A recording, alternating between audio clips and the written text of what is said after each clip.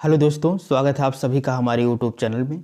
आज हम लेकर आए हैं बीए फर्स्ट सेमेस्टर हिंदी साहित्य फर्स्ट पेपर का 5वां पार्ट। ये हमारा 5वां पार्ट है। इससे पहले हम 4 पार्ट अपलोड कर चुके हैं। इस पार्ट के अंतर्गत हमने टॉपिक लिया है भक्ति काल की ऐतिहासिक पृष्ठभूमि, जिसका समय माना जाता है 1397 से 1643 ईस्वी, अर्थात 14वीं शताब्दी से 17वीं शताब्दी के मध्य तक। इसलिए इसे हम लोग मध्यकाल भी कहते हैं, मध्यकाल भी कहते हैं। अब चलिए हम देख लेते हैं कि इस टॉपिक के अंतर्गत किन किन महत्वपूर्ण प्रश्नों को हमने सिलेक्ट किया है। पहला प्रश्न है भक्ति काल की ऐतिहासिक पृष्ठभूमि, सांस्कृतिक चेतना, भक्ति आंदोलन, विभिन्न काव्य धाराएं एवं उनकी वैशिष्ट की व्याख्या कीजिए। दूसरा प्रश्न है भक्ति काल हिंदी का स्वर्ण युग है, इस कथन की समीक्षा कीजिए। ये प्रश्न वेरी इंपॉर्टेंट है, जो कि 2012, 13, 14, 16, 18, 21 और 22 में लगातार पूछा गया है। इसके बाद तीसरा प्रश्न है भक्ति काल रीति काल की अपेक्षा अधिक समृद्ध है, इस कथन की समीक्षा कीजिए। अर्थात जो भक्ति काल है ये रीति काल की अपेक्षा अधिक समृद्ध है, इस कथन की हमें समीक्षा करना है। चौथा, भक्ति काल की प्रमुख प्रवृत्तियां एवं विशेषताएं बताइए। तो ये 4 प्रश्न हैं जिनकी व्याख्या हमें इस टॉपिक के अंतर्गत, इस वीडियो के अंतर्गत करना है। इन सभी प्रश्नों के उत्तर को हमने बहुत ही सटीकता पूर्वक लिखा है, इसलिए वीडियो को पूरा कंसंट्रेट होकर लास्ट तक देखना। यदि आप इस चैनल से नए हैं तो चैनल को सब्सक्राइब करना और वीडियो के दोस्तों के साथ शेयर करना बिल्कुल मत भूलना, क्योंकि जो स्टूडेंट इस समय बीए फर्स्ट सेमेस्टर में हिंदी साहित्य लिए हुए हैं तो उनको भी इसका फ़ायदा मिल जाएगा। तो चलिए हम इसके उत्तर को स्टार्ट करते हैं और देखते हैं किस तरीके से हमने इसको एक्सप्लेन किया है। सबसे पहले हम समझते हैं भक्ति काल की ऐतिहासिक पृष्ठभूमि।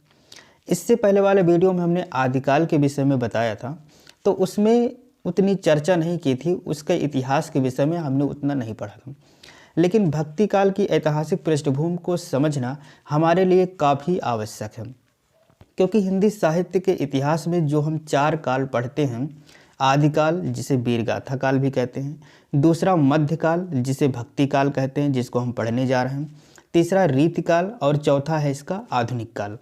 इसमें भक्ति काल एक महत्वपूर्ण विशेषता रखता है, क्योंकि हिंदी साहित्य के इतिहास के 4 कालों में भक्ति काल एक सर्वश्रेष्ठ स्थान रखता है।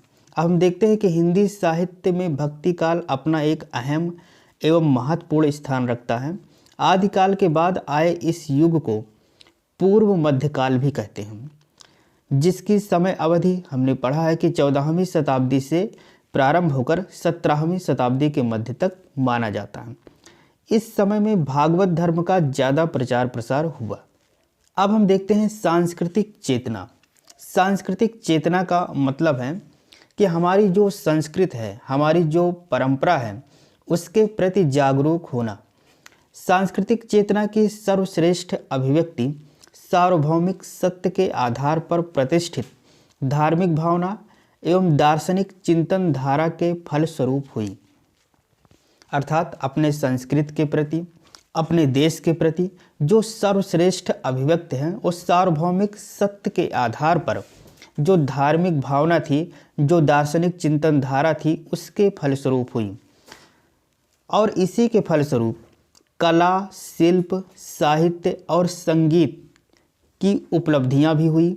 हमारे देश में समय समय पर अनेक विदेशी भी आते रहे, लगातार बाधा डालते रहे, क्योंकि विदेशी लोग भी ये चाहते थे कि यहाँ की संस्कृति पूरी तरीके से नष्ट हो जाए। फिर भी हम लोग अपने सांस्कृतिक चेतना के प्रति सजग रहे। ईश्वर और मनुष्य के बीच संबंध स्थापित करने का एक माध्यम धर्म है।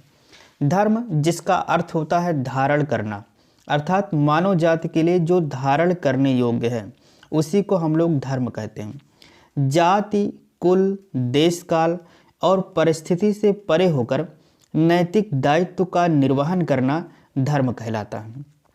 धर्माचार अथवा नैतिकता समाज परक है और धर्म साधना व्यक्तिनिष्ठ साध्य एवं साधक का एकीकरण साधना के माध्यम से होता है। इसलिए ईश्वर और मनुष्य के बीच जो संबंध स्थापित करने का माध्यम है वो क्या है? धर्म। ये जो धर्म होता है सभी मानव जात के लिए एक समान होता है, क्योंकि धर्म का अर्थ होता है धारण करना, और उसी की महत्ता इस भक्ति काल में की गई। मध्यकाल में हिंदू समाज की जो सबसे बड़ी इकाई मानी जाती थी वो गांव माना जाता था, और सबसे छोटी इकाई जो मानी जाती थी वो परिवार थी। इस काल में धर्माचार के नाम पर अनाचार, मिथ्याचार, व्यभिचार फैलने लगा। ज्ञान चर्चा के नाम पर पाखंड फैलने लगा। ऐसी स्थिति में गुरु गोरखनाथ ने बाह्य साधनों को गौण ठहराकर मन की शुद्धता तथा आचरण की पवित्रता पर जोर दिया। हम आपको बता दें कि अपने यहाँ हिंदू सनातन धर्म सबसे प्राचीन था। बाद में जैसे महात्मा बुद्ध, जिनका जन्म 540 ईस्वी में हुआ था। कब हुआ था? 540 ईस्वी में। तो बुद्ध को मानने वाले बौद्ध धर्म कहलाए। फिर महावीर स्वामी, जिनका जन्म 563 ईस्वी में हुआ था। इसके बाद जो इनके अनुयायी थे महावीर स्वामी के, तो जैन धर्म कहलाए। ईसा मसीह को मानने वाले ईसाई धर्म कहलाए, क्योंकि ईसा मसीह के जन्म से ही हमारा जो ईस्वी सन है ये स्टार्ट होता है। 33 ईस्वी में ईसा मसीह को सूली पर चढ़ा दिया गया था। तो जो ईसा मसीह को मानने वाले थे उन्हें ईसाई धर्म कहा गया, और जो गुरु नानक को मानने वाले थे उन्हें सिख धर्म कहा गया, सिख धर्म। तो इस प्रकार हमने देखा कि भारत के लोग कई धर्मों में बढ़ गए थे, लेकिन सबसे ज़्यादा टक्कर वाले जो धर्म थे वो हिंदू धर्म था और इस्लाम धर्म था। बाद में सभी धर्मों में खींचतान होने लगी और सभी धर्म अपने आप को श्रेष्ठ मानने पर तुले हुए थे। सभी धर्म ये कहते थे कि ये सही है, कोई धर्म कहता था ये सही है, कोई धर्म कहता था कि हमारे यहाँ मांसाहार को उचित माना जाता है, तो कोई धर्म कहता है मांसाहार हिंसा है। तो इस प्रकार से सभी अपने अपने को श्रेष्ठ बनाने में लगे हुए थे, जिसके परिणाम स्वरूप अनाचार, मिथ्याचार, व्यभिचार और पाखंड ये सब फैलने लगा। तो सबसे शुरुआत में फिर गुरु गोरखनाथ आए। उन्होंने ये बताया कि बाह्य साधन जो हैं ये गौण हैं। बाह्य साधनों को गौण ठहराकर उन्होंने कहा कि मन की शुद्धता और आचरण की पवित्रता सबसे मुख्य है, अर्थात मन चंगा तो कठौती में गंगा। इसके बाद कबीर आदि संत भी आए। उनकी चेतना भी मन की महत्ता को स्वीकार करती है। कबीरदास, जो कि निर्गुण काव्यधारा के कवि थे, उन्होंने भी अपने हर काव्य में मन की महत्ता को ही स्वीकार किया है। जैसे उनकी एक कविता है, कहे कबीर कृपा भई गुरु ज्ञान कहा समझाए, हृदय श्री हर भेंट ये जो मन अनते नहीं जाए। अर्थात गुरु ज्ञान के द्वारा केवल यही समझाया जाता है। कबीरदास जी यही कहते हैं कि हृदय से केवल हरि का नाम लीजिए, मन कहीं और नहीं जाना चाहिए। बस यही मानव का एक धर्म है, चाहे वो किसी भी धर्म का हो, ईसाई का हो, बौद्ध का हो, इस्लाम धर्म का हो, सिख धर्म का हो या हिंदू धर्म का हो, लेकिन सभी का बस एक यही धर्म है। इसके बाद देखिए हम चर्चा करते हैं भक्ति आंदोलन। भक्ति आंदोलन ये बहुत ही महत्वपूर्ण टॉपिक है, जिसके विषय में हमें समझना जरूरी है। ना कि सिर्फ ये बीए में, बल्कि विभिन्न कॉम्पिटिटिव एग्जाम में भी इससे रिलेटेड प्रश्न पूछे जाते हैं। जैसा कि हम जानते हैं कि शुरुआत में हमारे देश में अनेक धर्म उभर कर आए, जो कि हिंदू सनातन धर्म है। उसके बाद महात्मा बुद्ध को मानने वाले बौद्ध धर्म, महावीर स्वामी के अनुयायी जैन धर्म, ईसा मसीह के अनुयायी ईसाई धर्म, गुरु नानक को मानने वाले सिख धर्म और हजरत मोहम्मद को मानने वाले इस्लाम धर्म। ये कई धर्म निकल कर आए, लेकिन सबसे ज़्यादा जो टक्कर होता रहा है वो हिंदू धर्म और इस्लाम धर्म में होता रहा है। इसलिए देखिए आज भी जितने हिंदू प्रसिद्ध तीर्थ स्थल हैं, उसके बगल में इस्लाम के लोगों ने अपना मस्जिद जरूर बनवा लिया है। मध्यकाल में उत्तर में कई मंदिरों को तोड़ने का भी प्रयास किया गया और मंदिर को तोड़ करके वहाँ भी मस्जिद बनवाए गए हैं। तो ये जो लड़ाई बीच में चल रही थी, तो जो हिंदू सनातन धर्म के लोग हैं, जो भारत के लोग हैं, उनमें एक तनाव पैदा हो गया था। उनका हृदय जैसे विक्षिप्त सा हो गया था। तो ऐसी स्थिति में भक्ति आंदोलन का उदय हुआ। मध्यकालीन भारत के सांस्कृतिक इतिहास में भक्ति आंदोलन एक महत्वपूर्ण पड़ाव था। इस काल में सामाजिक धार्मिक सुधारकों द्वारा समाज में विभिन्न तरह से भगवान की भक्ति का प्रचार प्रसार किया गया। इसका उद्देश्य था हिंदू धर्म एवं समाज में सुधार तथा इस्लाम एवं हिंदू धर्म में समन्वय स्थापित करना। अर्थात इस आंदोलन में ये नहीं था कि हमें केवल हिंदू धर्म को ही बढ़ावा देना है, हमें जो हमारा हिंदू धर्म है और जो इस्लाम धर्म है दोनों में समन्वय स्थापित करना इस भक्ति आंदोलन का उद्देश्य था। जो हिंदू धर्म था उसे हम लोग भक्ति आंदोलन कहते हैं और जो इस्लाम धर्म था उसे हम लोग सूफी आंदोलन कहते हैं, उनको सूफी कहते हैं, सूफी। और जो हिंदू धर्म था उन्हें भक्ति कहते हैं। अपने उद्देश्यों में यह आंदोलन काफ़ी सफल रहा। मुस्लिम शासकों के बर्बर शासन से कुंठित एवं अत्याचारों से त्रस्त हिंदू जनता ने ईश्वर की शरण में अपने आप को अधिक सुरक्षित महसूस कर भक्ति मार्ग का सहारा लिया। इस आंदोलन की जो मुख्य विशेषता थी वो ये थी कि ईश्वर एक है, वह सर्वशक्तिमान है, इसी में हमें आस्था रखना है। बाह्य आडंबरों का विरोध हुआ, कर्मकांड का खंडन हुआ, सच्ची भक्ति से मोक्ष एवं ईश्वर की प्राप्ति होती है, यह ज्ञान का प्रसार किया गया। चाहे इस्लाम धर्म हो चाहे हिंदू धर्म हो, दोनों को बस एक बात समझाई गई कि ईश्वर एक है और वो सर्वशक्तिमान है। ये जो बाह्य आडंबर हैं, दुनिया भर के कर्मकांड हैं, रीति रिवाज हैं, इन सब का खंडन करो और सच्ची भक्ति से ही मोक्ष एवं ईश्वर की प्राप्ति होती है। भक्ति आंदोलन के प्रथम प्रचारक और संत शंकराचार्य थे। कौन थे? शंकराचार्य। ये अद्वैतवाद के प्रवर्तक थे। अद्वैतवाद के प्रवर्तक थे। अद्वैतवाद का मतलब केवल आत्मा को मानने वाले, जो केवल आत्मा को मानते हैं उन्हें अद्वैतवाद कहते हैं। इनके दर्शन का आधार वेदांत अथवा उपनिषद था। उनका सिद्धांत अद्वैतवाद कहलाया। आचार्य रामचंद्र शुक्ल के अनुसार अपने पौरुष से हताश जात के लिए भगवान की शक्ति और कारण की ओर ध्यान ले जाने के अतिरिक्त दूसरा मार्ग ही क्या था। आचार्य रामचंद्र शुक्ल ने भक्ति आंदोलन को व्याख्या देते हुए कहते हैं कि जब लोग अपने पौरुष से हताश हो गए तो भगवान की शक्ति और कारण की ओर अपना ध्यान ले जाने के अतिरिक्त दूसरा मार्ग ही क्या था। इसीलिए बाबू गुलाब राय कहते हैं कि हार की मनोवृत्ति में दो बातें संभव हैं। अगर कोई हार जाए तो मन को समझाने के लिए दो बातें उसमें संभव होती हैं। या तो अपनी आध्यात्मिक श्रेष्ठता दिखाए, ये दिखाए कि मैं तो सत्य को अनुकरण करता हूँ, सत्य यही है कि मैं ईश्वर को मानता हूँ, जो कुछ होता है पहले से होता है, इसे कहते हैं आध्यात्मिक श्रेष्ठता।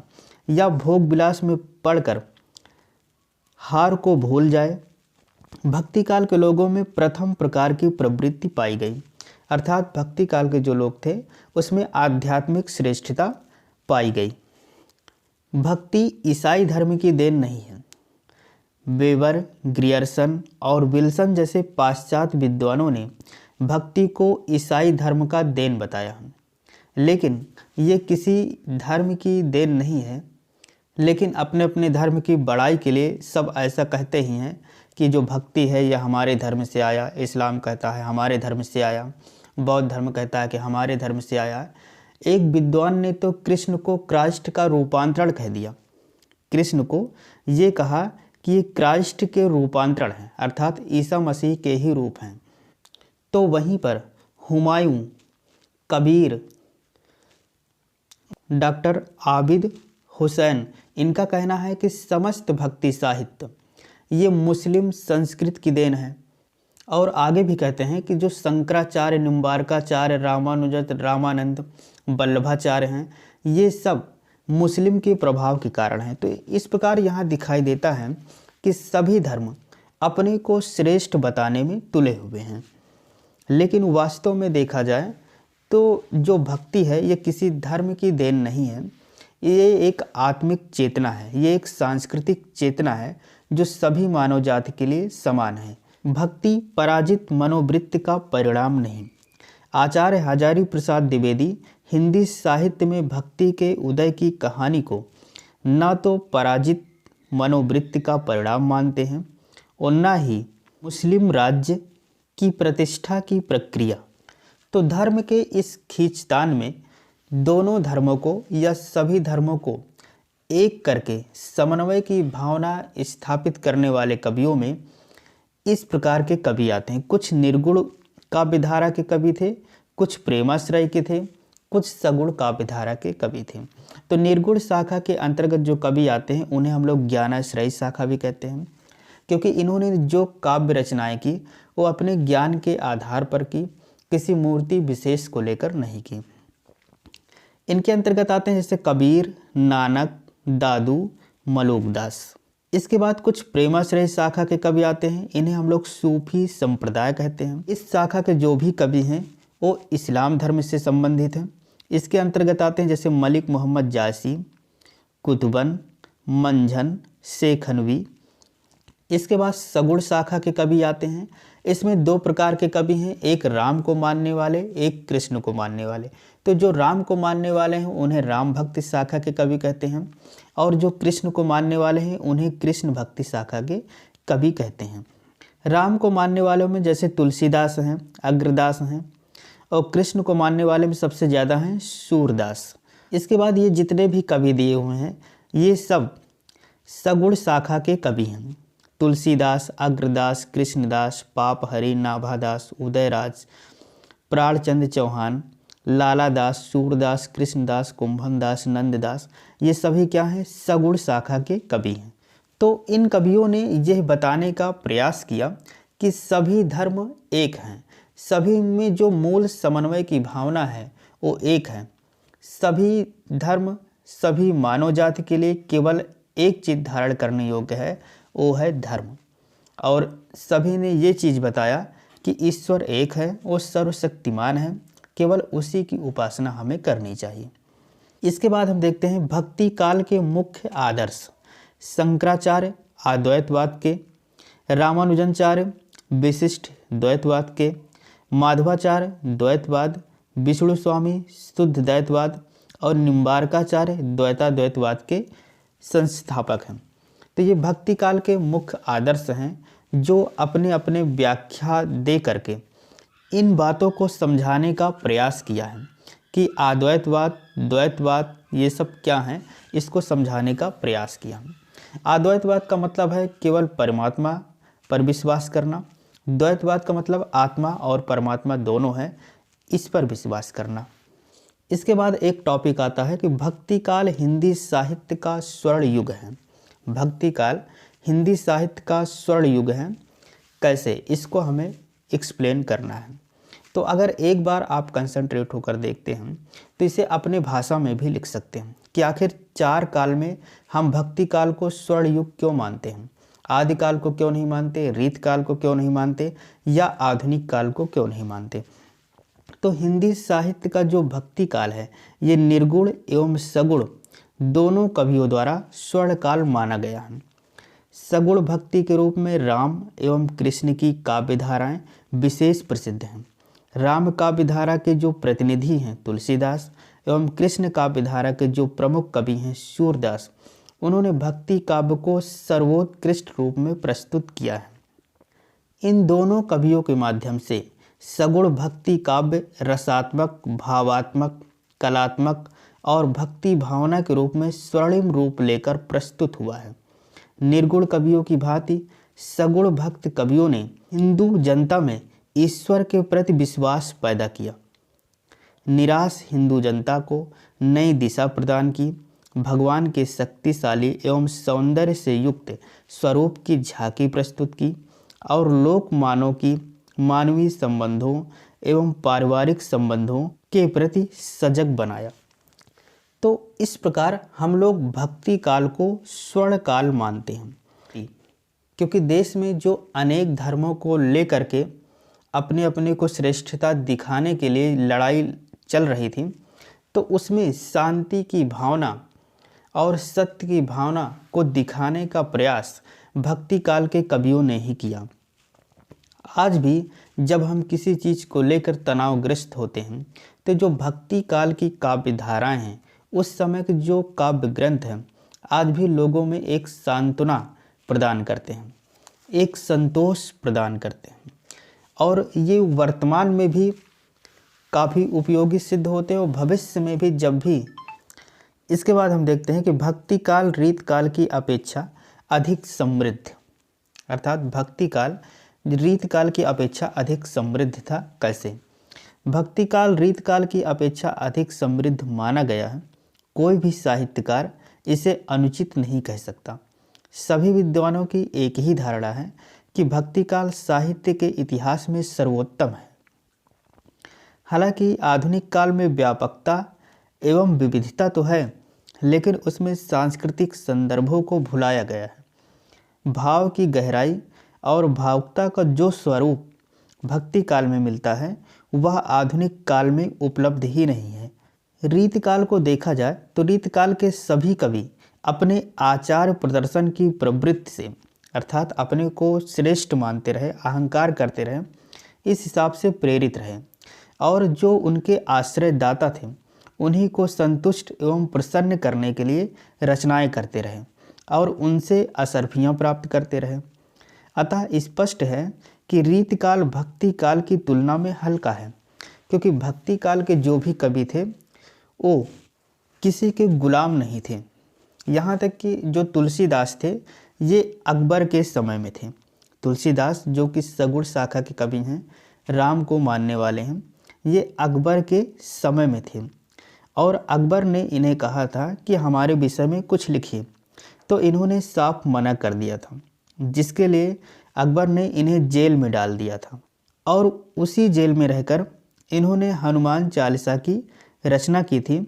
जिस दिन हनुमान चालीसा पूरा हुआ, लगभग 40 दिन लगा था हनुमान चालीसा लिखने में, तो जिस दिन हनुमान चालीसा पूरा हुआ उस दिन जेल में इतने बंदर आए कि अकबर को विवश होकर इन्हें छोड़ना पड़ा। तो इस प्रकार हम देखते हैं कि जो भक्ति काल के कवि हैं वो किसी के गुलाम नहीं रहे, स्वतंत्र रूप से रचनाएं करते रहे।